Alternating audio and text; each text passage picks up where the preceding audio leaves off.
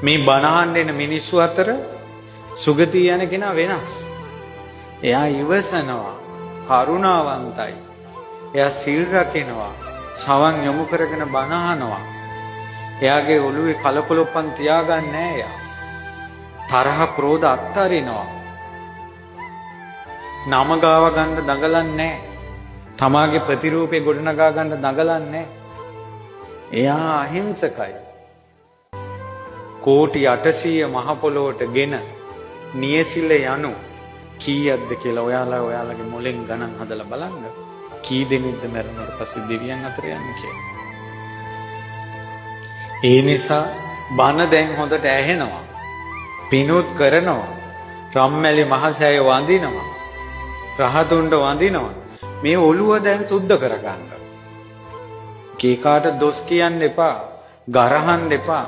නින්දා කරන්න එපා. ගෙවල් වල ගහ මරා ගන්න එපා. මිනිස්සු හිනස් වෙන විදිහට ජීවත් වෙන්න එපා. දැන් බණක් අහලා මොකක් හරි ජීවිතේට සැනසෙල්ලක් එපෑය. ඒකයි පින්වතුනි